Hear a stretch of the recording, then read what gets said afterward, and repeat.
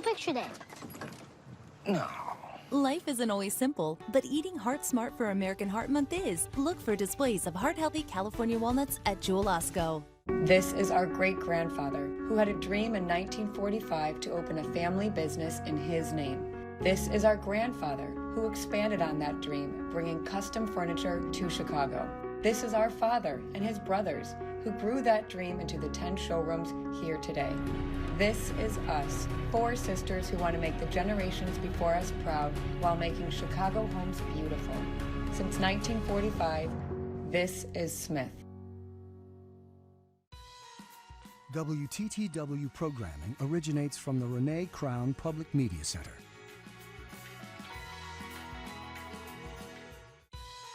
Programming on WTTW originates from the Alexandra C. and John D. Nichols Broadcast Operations Center. We gratefully acknowledge their outstanding support. Hey, bud. How's pajama day? It means go picture day. No. Life isn't always simple, but eating Heart Smart for American Heart Month is. Look for displays of heart-healthy California walnuts at Jewel Osco. All Jokes Aside was one of the first and most successful black-owned comedy clubs in the country.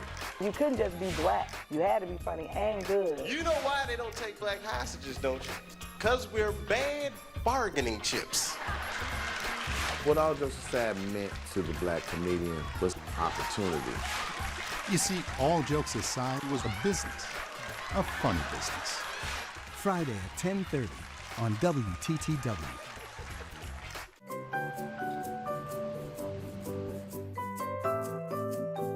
This evening's presentation of Chicago Tonight is made possible in part by a grant from the William F. O'Connor Foundation in memory of Billy O'Connor.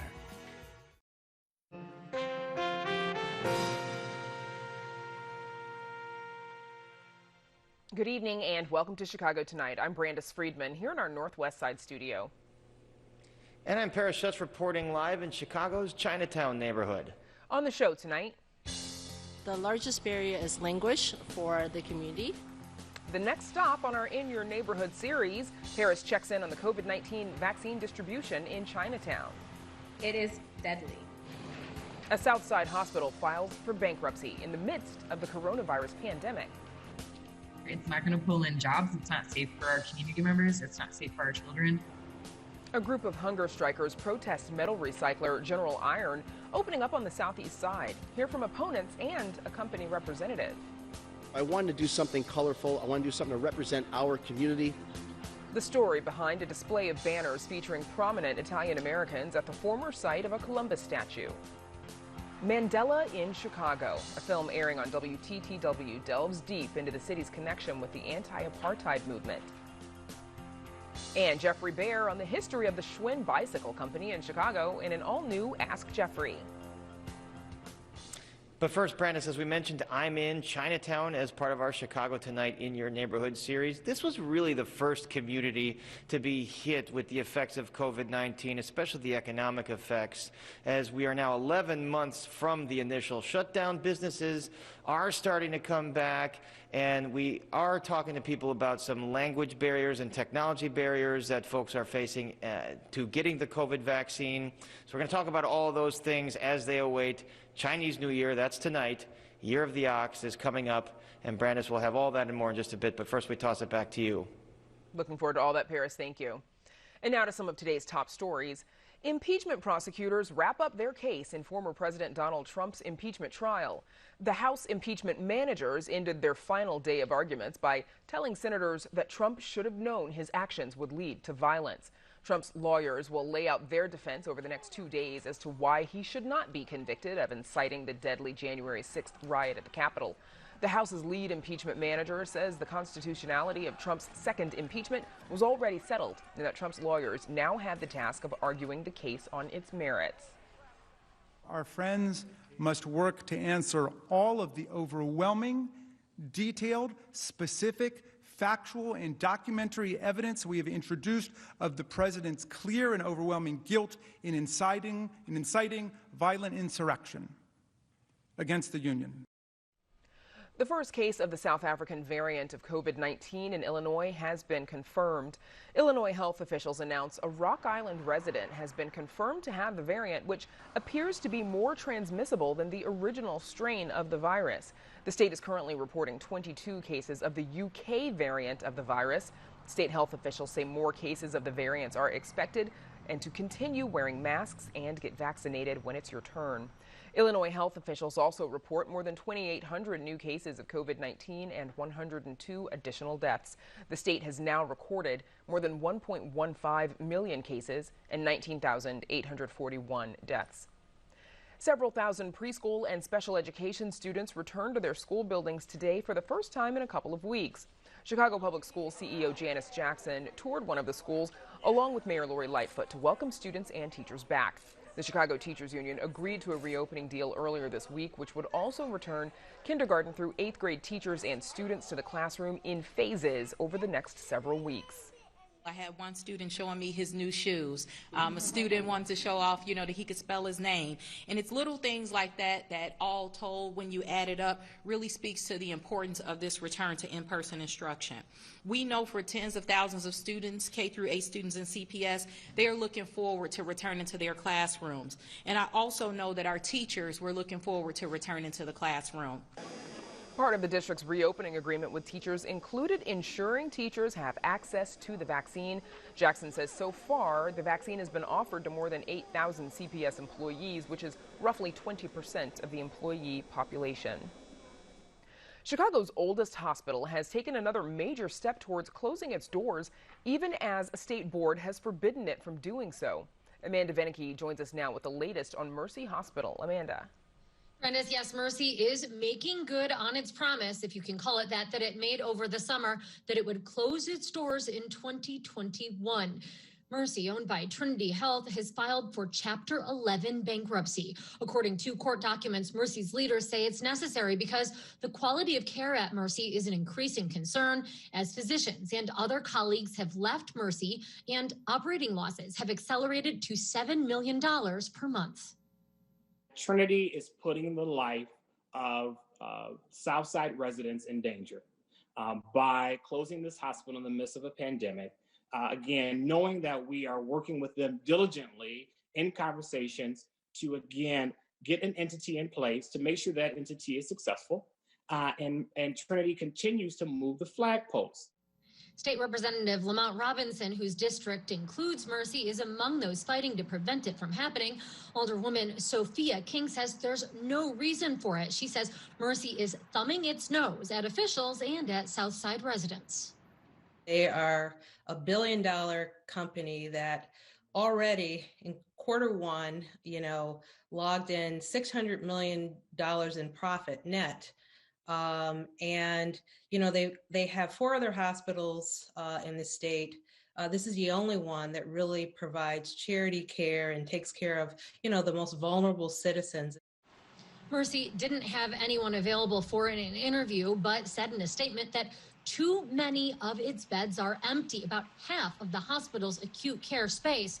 Mercy says it has provided all the care it could while incurring losses that no entity could afford to spend and take on alone. I did speak with a Northwestern University professor of urban studies who says she isn't surprised by Mercy's bankruptcy filing. We know from research that once a hospital or a safety net institution is threatened for closure, that oftentimes those who are behind that closure begin to disinvest immediately. So the bankruptcy is exactly what we'd expect from Trinity. You can think of it like a self-fulfilling prophecy. Mercy disinvests, letting go of staff, even to the point that ambulances can't take patients to its emergency department. They make it such that there's essentially nothing left to save. Bankruptcy, the bypass of the ED, are all examples of how hospitals make it such that there's no choice but to close them. The consequences, she says, without exaggeration, can be deadly. Activists like Chichu Brown, who was actually born at Mercy, have been fighting to prevent the hospital's closure since the summer. He says it is time for Governor J.B. Pritzker to seriously and personally intervene. manufacturing inequity. And so we need people who proclaim to be leaders to actually in this moment lead, because the communities where people are dying from coronavirus should not be the communities where hospital services are cut. Pritzker's administration has expressed disappointment in Mercy, saying that its leaders have not done all that they could. Getting another entity to take over the hospital is among the various actions that officials and activists are calling for. We need to have a moratorium on hospital closures in this state, particularly in African-American communities and Black and Brown communities, and also poor communities across the state, particularly now that we're dealing with COVID. Alderman King says it's got to be all hands on deck. Trying to figure out who could take over because, their leadership is really can't be trusted right now. And so we're not calling for Trinity to still manage Mercy. We just want to make sure that Mercy, continues to operate under different leadership so that our community can have the comprehensive care that it deserves. All this as a state board with oversight of healthcare facilities in Illinois rejected over the winter Mercy's bid for approval to shut down. Mercy is set to again try for state sign-off on closure at a meeting in mid-March. But this bankruptcy, well, it could be a way around that. Back to you, Brandis. Amanda, thank you. 11 months ago, the state of Illinois entered its first full shutdown as the COVID-19 pandemic spread across the country. On March 23rd, Chicago Tonight visited the neighborhood whose businesses were hit before the rest of the city, Chinatown. We found a desolate and empty intersection of Wentworth and Cermak, normally bustling with restaurants, foot traffic, and stores. But we found some signs of life when we visited again in the summer. Tonight, Paris Schutz and producer Marissa Nelson stopped by the Southside neighborhood once again to see how it's preparing for a marquee event, the Chinese New Year. It's part of our Chicago Tonight in Your Neighborhood series. Paris joins us now from inside the Chinese American Service League. Paris. Brandis, yes, we're in out of the cold, and things are springing back to normal here in Chinatown. Compared to what we saw back then on March 23rd, the shutdown had just begun. Restaurants closed, stores closed, no foot traffic on normally bustling Wentworth or in the mall over here. You had business owners worried about how they were going to make it the next 2 to 4 weeks, and it turned out to be 11 months and counting. But contrast that to today. Indoor dining is back at 25% capacity. You saw foot traffic on the street, and you see all the decorations as the neighborhood eagerly anticipates Chinese Lunar New Year and welcomes in the Year of the Ox, supplanting the Year of the Rat. So they are looking forward to the Year of the Ox, and normally there'd be a big parade that draws tens of thousands of people, but of course, due to COVID concerns, those events have been scaled down this year. About 20,000 people coming here, but this year that event had to cancel. But last Saturday we had a big kickoff New Year right at the corner there, organized by the Chinatown Security Foundation and the Fujian Business Association. So we had a good time last Saturday, but that's probably the only outside activity this year. And the return to indoor dining comes at a perfect time here in Chinatown as restaurants host small New Year's celebrations. The Chinatown Chamber of Commerce says that most small businesses are still operating right now. They're pleased about that, even though restaurants have done about 20 to 30% of their normal business because of the shutdown. So how have they been able to stay afloat? Partially due to PPP, federal stimulus money, and then to local lenders like the American Metro Bank. That bank says it's worked with customers around here to relax the terms of certain loans as those customers have faced hardships. We work with the borrower, the individual and or entity that owns the property, and we have given them extended terms and deferred payments and worked with them so that they're able to continue to own the property and not be faced with any kind of action such as foreclosure and what have you. Now, one business going through some of these issues, Triple Crown Restaurant. We checked in with them in March and then again in June, and owner Spencer Eng He's had this place in his family since the 1990s. He told us way back in March that he was working with his landlord to try and cut some kind of deal to make ends meet. Take a look. We've been in Chinatown since '92, and I'm the second generation, restaurateur, and we want to keep the family business going. But at the same time, it's kind of hard, with this pandemic happening and some things nobody's ever faced before. Now, fast forward to today. He's still operating, but the story doesn't end very well with his landlord. The landlord is attempting to evict him. Now, Spencer says because he thought he had a verbal agreement to defer payments with this company, but now the landlord says that is not the case, and they are suing him to evict him in court. Says Spencer is on the hook for hundreds of thousands of dollars in payments. They offered 2 months free rent, half rent to end of December of 2020, and then starting January 2021, we're supposed to pay full rent, but the cost would be for me to sign over Triple Crown as a collateral, the trade name as a collateral, which it doesn't make any sense. You're basically trying to hold my brand hostage. The landlord has a bit of a different story. In a statement issued to WTTW, they said, quote, "The landlord made every effort to negotiate a reasonable settlement of this dispute before bringing suit, but Triple Crown did not make a single base rent payment since April of 2020. Now, Spencer says he doesn't know whether or not he's going to win this case and be able to stay in this building, but he vows to keep this restaurant going, and he's already looking at other spaces in the neighborhood to reopen. The other issue here in Chinatown has been access to health care, access to treatment for COVID, and access to the vaccine. And that includes for many essential workers that work in essential industries. They live in this neighborhood. They are still having trouble getting that vaccine. A lot of grocery store workers or restaurant workers do not have a primary care physician. So that also makes it harder for them to access vaccines because a lot of the administration is with hospitals where folks' primary care physicians are. Now, the problem extends to the language barrier here in Chinatown. There are many non-English speakers, so that makes it difficult for them to get information on whether or not they're eligible for the vaccine, where they can get it. So there's the Pui Tak Center, a venerable community space here in Chinatown. They just got an allotment of 200 vaccines. They're going to administer those this weekend to some of the oldest and most vulnerable residents here. A lot of seniors don't have an email, don't even have a smartphone, don't have internet, and so it's been impossible for them to get registered. So we've been contacting churches and other groups in the community to refer seniors to us, and we're going to see how that works.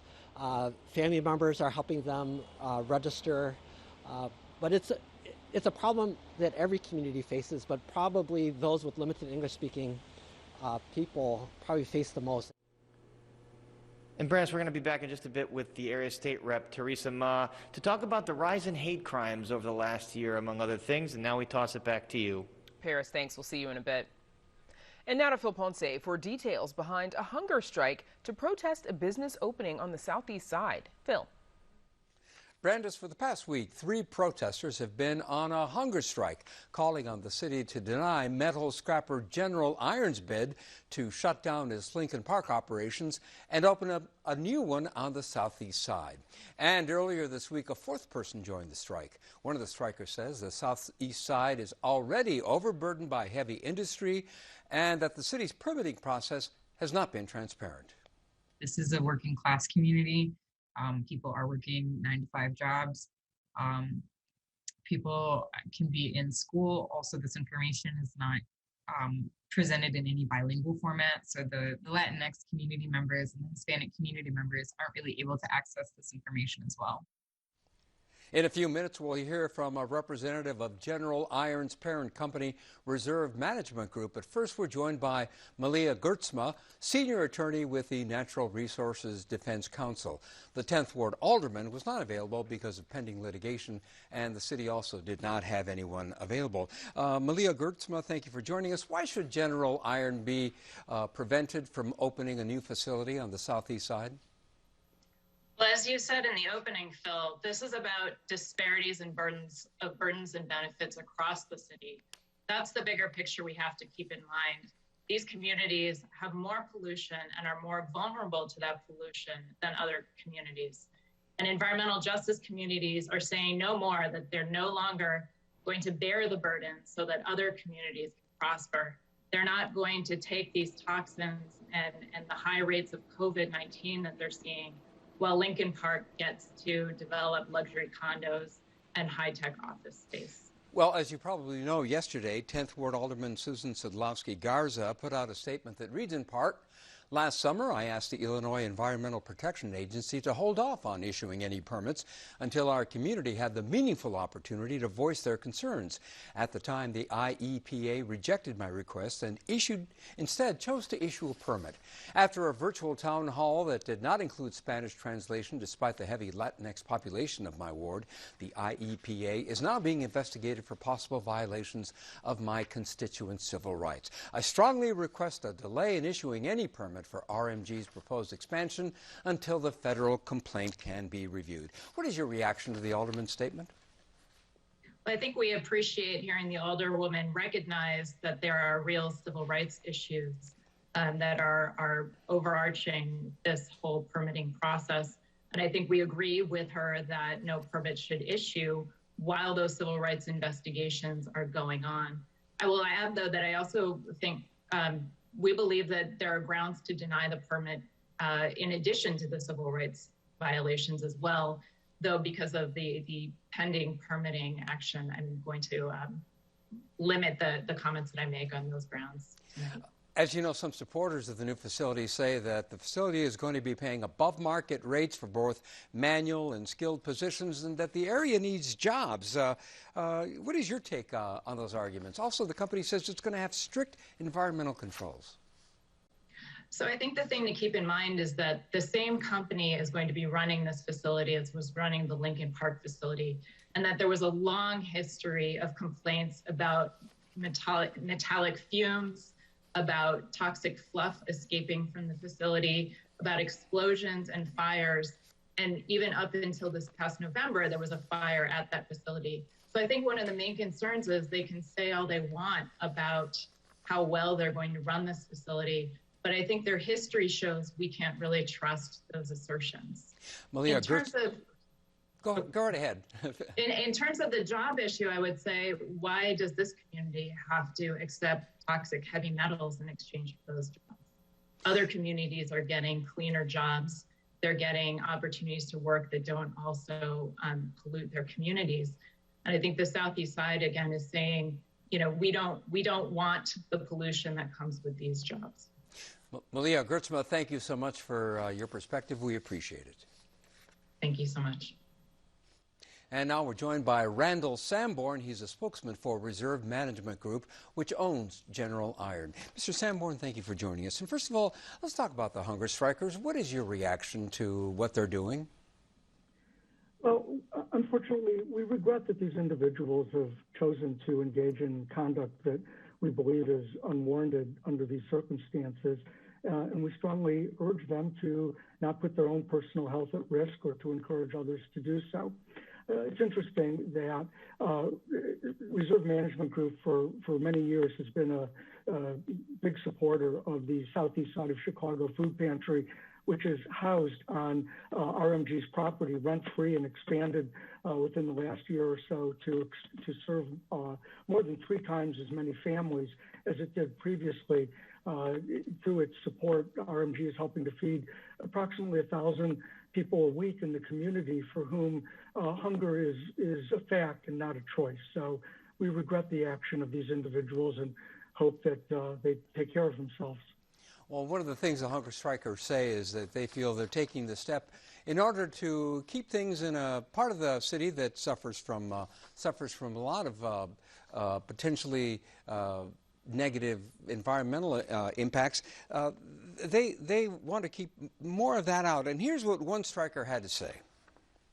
This community is already overburdened, that community members have used every opportunity to speak out against this, and that our local legislators are just not receiving it. And unfortunately, it has gotten to the point that we feel we have to escalate to this extent. It's not ideal. I wish that we had been heard all summer with all the various ways that we voiced, hating that this permit's even being considered. But it felt like the next best step to get the attention of the mayor and say we're not backing down. Mr. Sanborn, was the process transparent? Well, indeed it was. But let me first say, please, that it's become clear that this project has, the opposition to this project has really little to do, almost nothing to do with the merits anymore.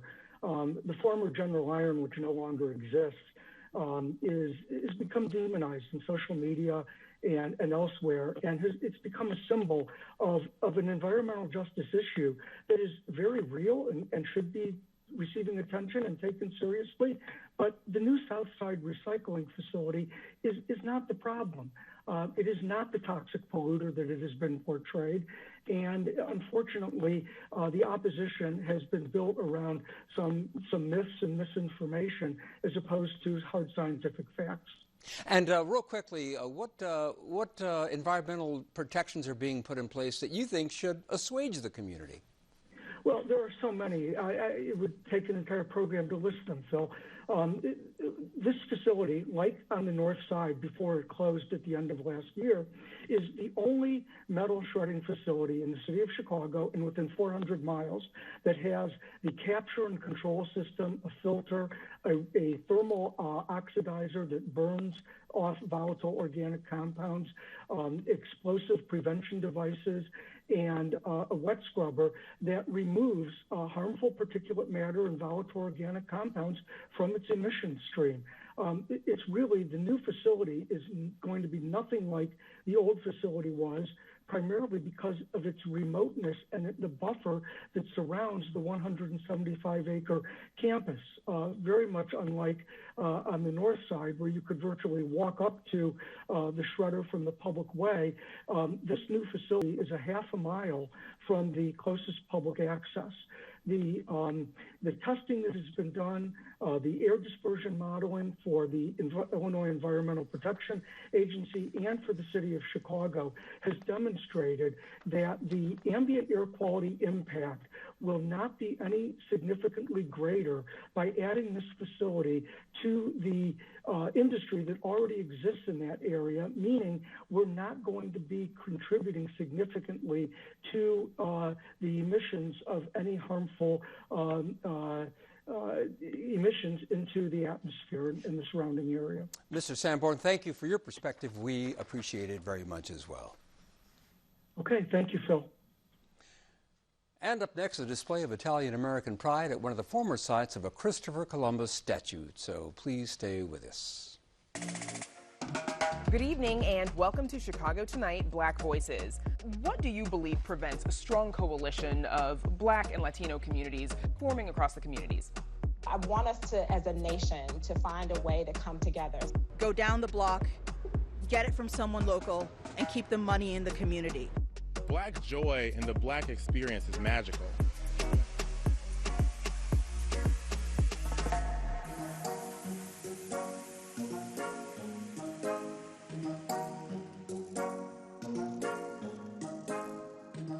And there's much more ahead on the program, including details on an increase in anti-Asian American hate crimes.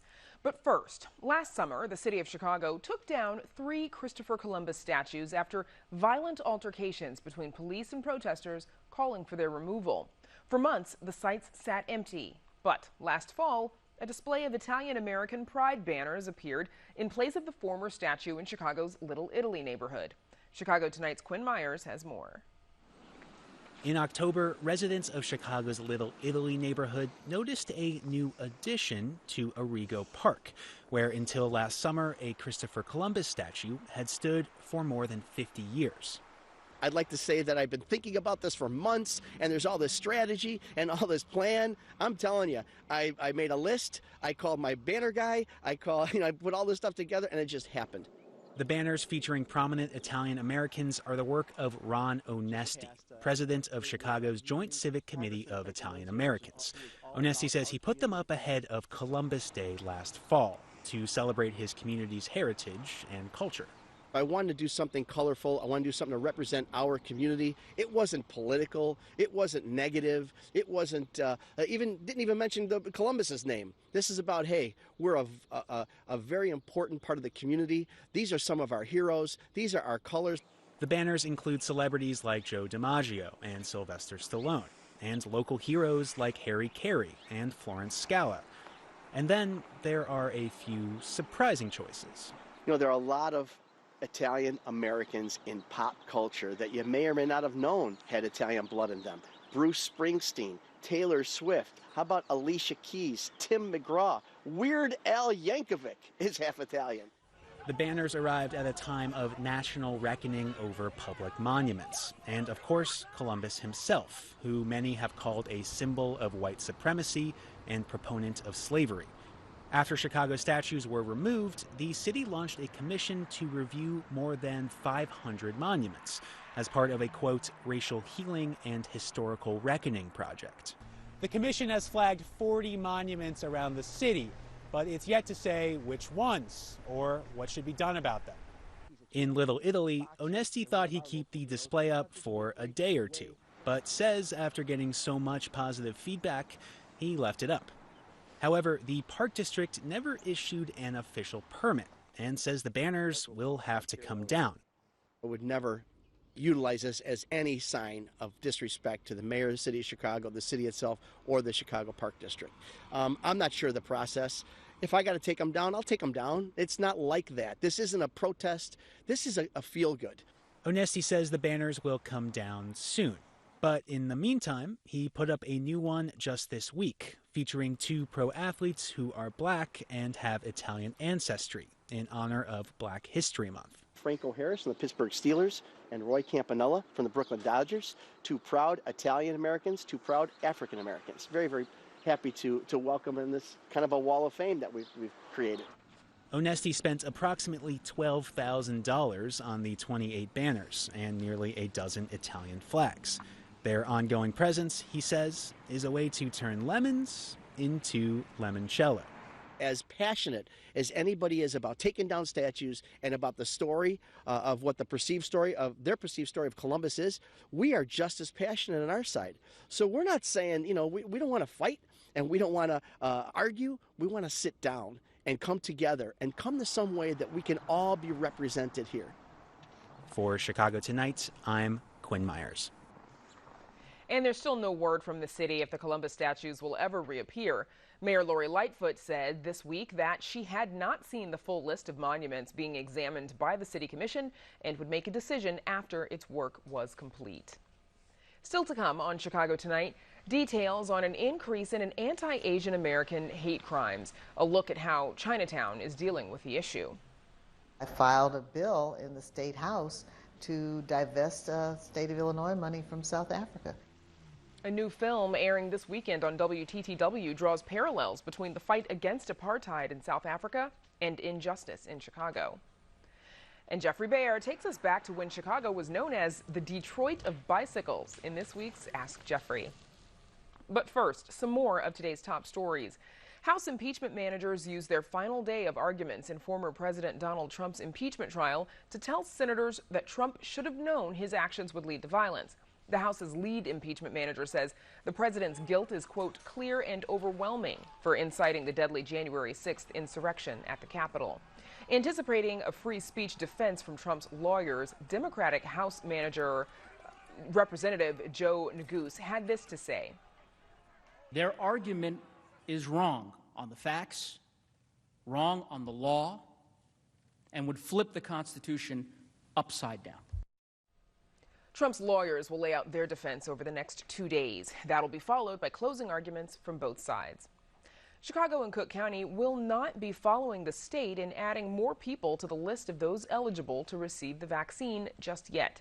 In a rare joint statement, Mayor Lori Lightfoot and Cook County Board President Tony Preckwinkle say the move would add more than 1 million people to the list, making it even more difficult for those currently eligible to get a vaccine. Yesterday, Governor J.B. Pritzker announced the state would add residents with medical conditions to Group 1B. That's the group currently eligible to receive the vaccine. Both Lightfoot and Preckwinkle say they're not receiving enough doses to allow that expansion. And now we go back to Paris Schutz. He spent the day reporting in Chinatown as a part of our In Your Neighborhood series. Paris. Yeah, Brandis, just a bit ago we spoke with the area state representative Theresa Mah, and I started by asking her why it was so difficult for some of the older residents to get access to information about the vaccine. The seniors have been, very, they've been cooperative in terms of staying in their homes. And so I don't think that we've had a lot of outbreaks, but it's just that, getting the information to them can be challenging. And now, with the rollout of the vaccines, a lot of the seniors are not even literate, much less computer literate, right? So it's really challenging for them to sign up for a vaccination, right? So we're working on doing a pod here in Chinatown. So Puitak Center and a lab that is able to provide the vaccine. They're providing 200 vaccines, and we're signing up the seniors who don't have access to computers, have a difficult time navigating the current system. We're using community-based organizations to reach out to the necessary networks so that they're able to get vaccinated. That's very important effort. Let me talk to you about some politics here, shifting gears. You've got a new speaker, Chris Welch. You're the deputy whip for the Asian caucus. He's introduced things like term limits, for the speakership and some legislative rules so that the speaker won't have so much control over what bills get called and what bills go to die. Do you think these will make a big difference into things getting done in Springfield? Yeah, I think it'll make things a little more fair and, give committee chairs a little more flexibility to get things moving. I think these are positive changes, and I think it's great. Coming back locally, we've interviewed you twice, and we talked about some of the hate crimes that have happened, especially with relation to COVID-19. Has that still been going on in this community? Have you seen still kind of the racist comments and beyond that some violent acts? So nationwide, we've seen some really horrific incidents in the last week. I don't know if you've heard about Oakland and San Francisco, where some older adults were attacked, and I think some of them might have died. We haven't had anything that serious here, but our community has felt the impact of the uptick in violent crime over the past year. The carjackings and other crime that's been on the rise all over the city. We just we just recognized the 1-year anniversary of the murder of 2 Chinese immigrants here in the neighborhood a year ago. That was a horrible, tragic, senseless set of murders. And there was also another immigrant, a young man in Bridgeport, who was killed in the process of a carjacking. And so, public safety is something that a lot of community members are really concerned about. And, I think people deserve a safe neighborhood, right? They deserve to feel safe and to have safety in their surroundings. But, things like that have really, been of concern among people who live in Chinatown and Bridgeport and the surrounding areas. Still ongoing concerns there. That's our conversation with State Representative Theresa Mah. And in a bit, we'll talk a little bit more about some of the subdued Lunar New Year celebrations. The Year of the Ox is only a few hours away. And now, Brandis, we toss it back to you. Paris, we'll see you in just a bit. Thank you. And up next, looking back at Nelson Mandela's visit to Chicago in a new documentary. But first, a look at the weather.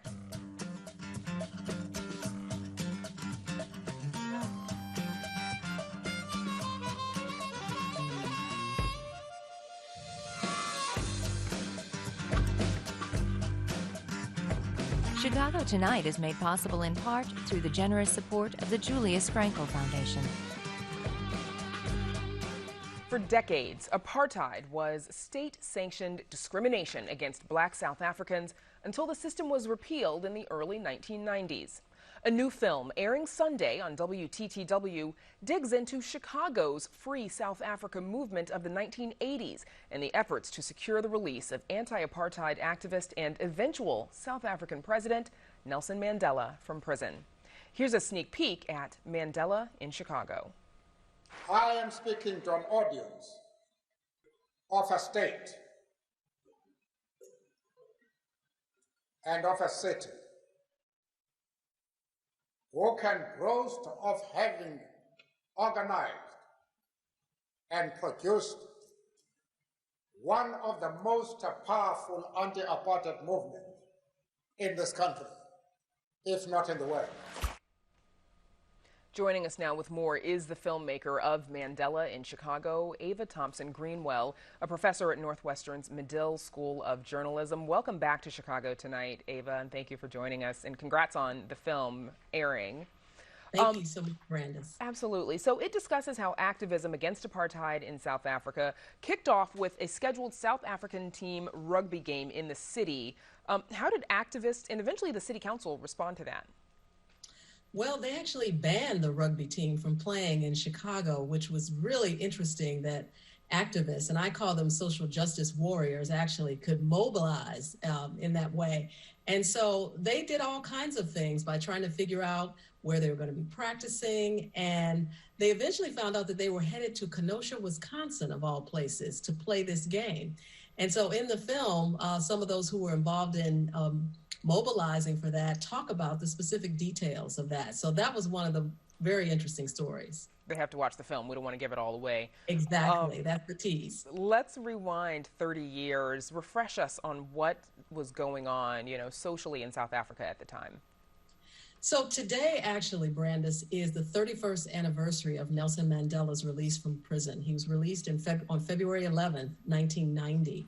And so during that time period, as you know, the whole world really had come together to try and get not only Nelson Mandela released, but to end apartheid. And so there was a lot of activity that was going on in Chicago that led up to that. So starting in around the 1980s, you have the Coalition for Illinois Divestment in South Africa, CITSA, one of the many organizations in Chicago that was trying to educate citizens, but also trying to mobilize them and motivate them to see that what was going on in South Africa wasn't that different than what was going on in Chicago in terms of how segregated the city was and still is, and also the kind of inequities that African Americans were facing in the United States was very similar to what the inequities were and still are for Black South Africans. Now, in addition to the protests by the social justice warriors, as you call them, the city and state were able to mobilize and cut off financial support to South Africa, as you mentioned, the divestment. Here's Senator Carol Moseley Braun discussing a Senate bill that she introduced. Talking about disinvestment in South Africa. Why were our U.S. dollars going to support this horrible apartheid regime? And so I filed a bill in the State House to divest state of Illinois money from South Africa. I can remember the guy who was at the time the president of the Senate saying to me, he was against the bill, but he said to me, "Oh, I don't know why you're so upset. It's no different than we have here in the United States." And I said, that's the point. Ava, how effective was Illinois in hitting South Africa in the wallet? How effective was that to the greater movement? Well, they were able to get some legislation both at the city level as well as the state level to stop these governments from spending money with companies that were doing business in South Africa. Danny Davis was also one of the other politicians who was involved with that. So it was effective in that way. Jesse Jackson, for example, talked about South Africa at the Democratic Convention in San Francisco in 1984. And that was the first time, really, that it had been put in the national stage in that way. So Chicagoans were really very effective and also very involved. And I think one of the things that's so important to me is that this story be told. I was telling your producer that already 3 of the people in the documentary have passed away. And so I know and knew that it was really important to allow these folks to tell their story, these social justice warriors to tell their story while they still could. And the other goal for me is to really reignite interest in what has happened since in South Africa since apartheid ended. There's a new generation out there that really doesn't know this story. And I would love to be able to get this documentary in Chicago public schools, or Chicago area schools for that matter, and also develop some partnerships even with schools in South Africa so that they will know this story as well. Now, when Nelson Mandela was freed in 1990, after 27 years behind bars, he embarked on a U.S. tour, initially skipping Chicago, but he would come back and visit Chicago in 1993. How important and symbolic was that visit at the time? That visit was huge, not only for the psyche of all the people in Chicago who had really worked to end apartheid, but it was also huge for the African National Congress because they were doing these tours to raise money. They knew there was an election that was coming up. And so it was a fundraising effort, and it was also a thank you to the people of Chicago. So you co-direct Medill's South Africa residency program, and you just mentioned that there's a new generation of young people who may or may not know about that anti-apartheid movement and the work of Nelson Mandela. How did your idea for this film come about? Well, actually, I was teaching the prep course for our journalism students who actually travel to South Africa every year to work as junior reporters in newsrooms in Johannesburg and Cape Town. And one of the things that occurred to me is that here we are in Evanston and in Chicago, we have a Chicago campus, and often right here, right in our area, there are people who've been doing the work and have a story to tell, and we need to start bringing those people into the classroom. So as I brought one person in, then they told me about another person, then another person, and another person, and before you knew it, I had more than 20 people who I interviewed for this film. And I could have interviewed another 20 people. It's just that, at some point you have to cut it off. So Chicago really has this rich history. And I would say not just for myself, but all the people who worked on the film. I had students who were helping with transcriptions, with research. There was DigiFay, which is the company that edited. That's Donnie and Eric Seals, the Seals brothers. So I am really grateful to all the people who assisted. When I got to the credits list, it felt like it just kept going and going and going. So I just want to say it wasn't just me. There were a lot of people who were involved in making this happen. Absolutely. Our thanks to Ava Thompson-Greenwell. I can't wait to see the film myself again. Best of luck. Thank you so much, Brandis. Up next, how Chicago's Chinatown neighborhood is celebrating the Lunar New Year.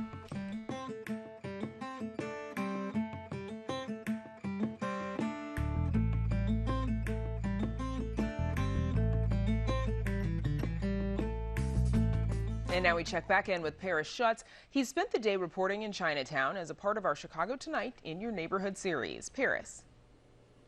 Yeah, Brandis, and we're joined now by the CEO of the Chinese American Service League. That's Paul Liu. Thanks so much for joining us. So you've got a mask drive going right now for the Lunar New Year. You just did a vaccination drive. How are those going?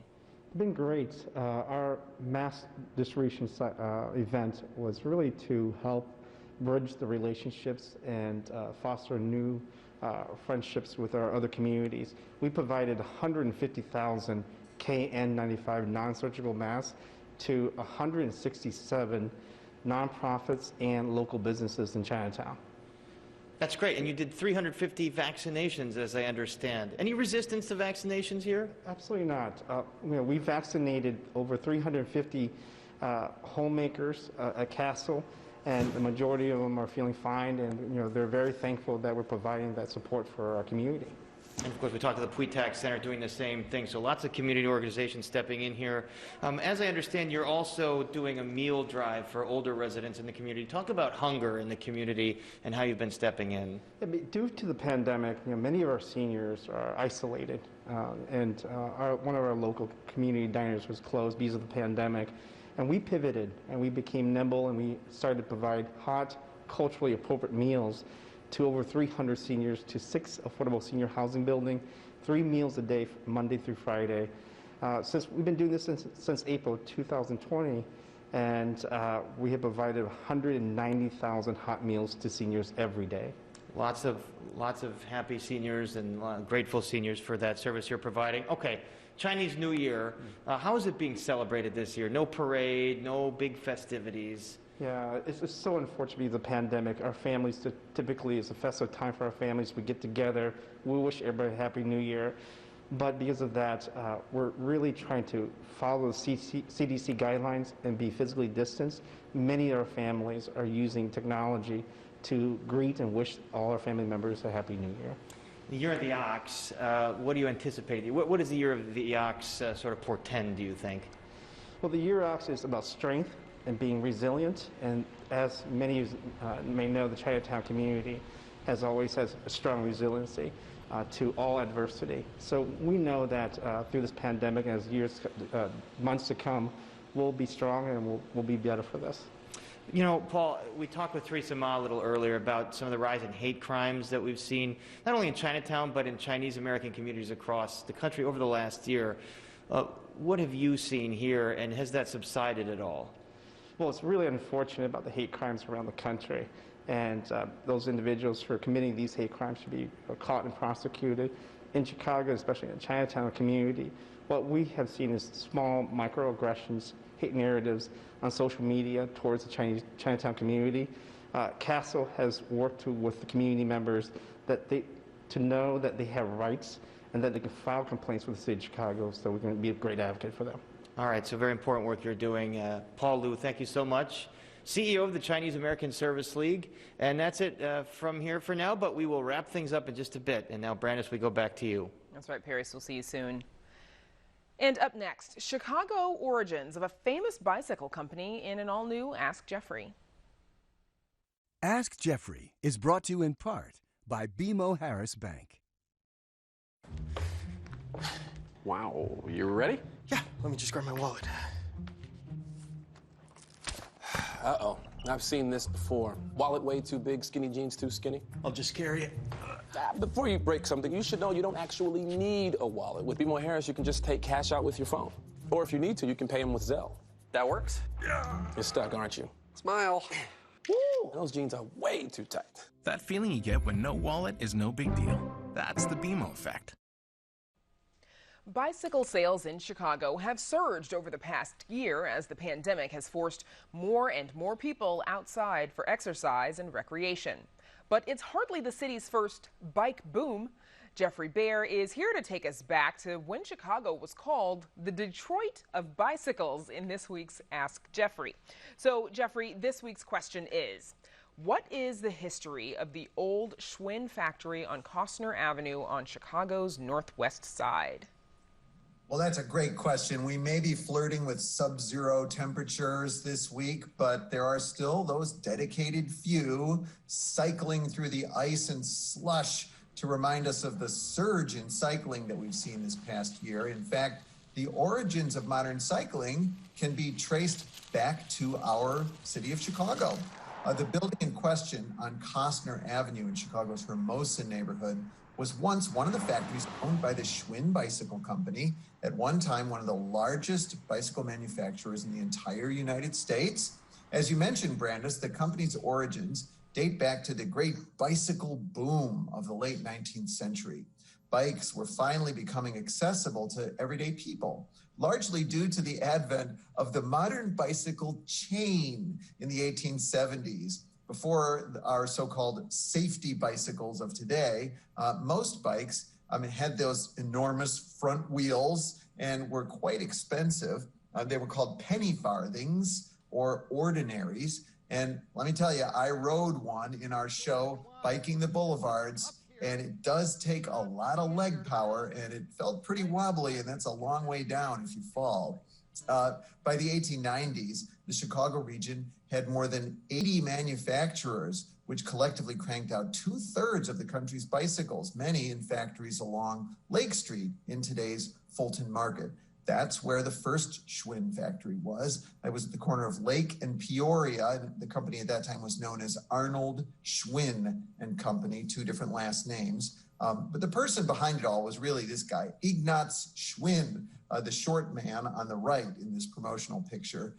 Schwinn made racing bikes, but they also made pleasure cruisers like this tandem bike dating from the 1890s. That's a nice handling of the penny farthing, Jeffrey. So how did Schwinn stick out amongst, the other dozens of bike manufacturers in Chicago?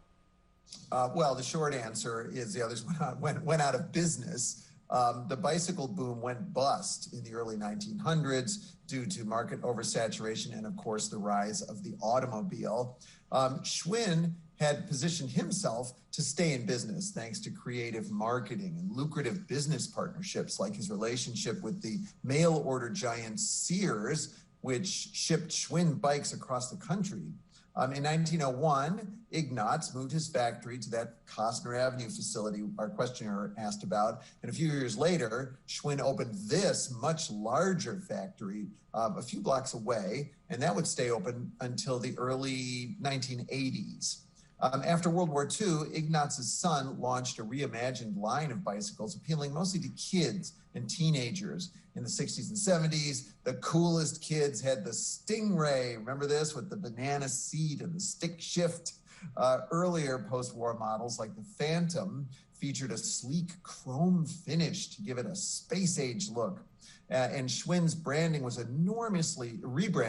enormously popular. By the 1950s, this one company, Schwinn, was manufacturing up to a quarter of the bicycles made in the entire United States. Like most kids, my bikes growing up were Schwinn's. The first one was what you might call a cruiser today. It was shiny black with chrome fenders. I used to deliver my papers with that bicycle. Later on, I had a yellow Schwinn Varsity with black handlebar tape. But my brother was the cooler one of the two of us. He had the Stingray. What? We don't have any pictures of the two of you little guys on your bikes when you were smaller. I wish I could find one. Of course. How convenient for you, Jeffrey. So Schwinn is still a household name, but they're no longer based in Chicago, right? Oh, that's right. Starting in the 1970s, unfortunately, Schwinn was pretty slow to react to several changes in the bicycle market, as well as the rise of international competitors. And then by the 1990s, Schwinn had filed for bankruptcy and sold off the brand. Schwinns today are made overseas, except for this one model, a limited run of the Collegiate, manufactured in Detroit. As our questioner pointed out, there are still remnants of the company in Chicago, like that building on Costner, which is actually now home to a company that brews cider. It's called a cidery. And you can still see vintage Chicago-made Schwinns all over town, although usually in warmer months. This sweet 1974 Varsity actually belongs to WTTW photographer Felix Mendez, who often shoots stories for Chicago Tonight. He sure does. Felix's bike. Learn something new about him every day. Jeffrey Baer, thanks as always. My pleasure. And don't forget that you can visit our website for more details about the Schwinn Bicycle Company. And while you're there, don't forget to submit your own question to Jeffrey Baer. That's at WTTW.com/AskJeffrey. And that's our show for this Thursday night. Don't forget to stay connected with us by signing up for our daily briefing. And you can get Chicago Tonight streamed on Facebook, YouTube, and our website, WTTW.com/news. And Felix is doing camera for us right now, 5 feet away from me. You can also get the show via podcast and the PBS video app. And please join us tomorrow night for the Week in Review, live at 7. Now for all of us here at Chicago Tonight, I'm Brandis Friedman. And I'm Paris Schutz. Thank you so much for watching. Stay warm, and we'll see you tomorrow.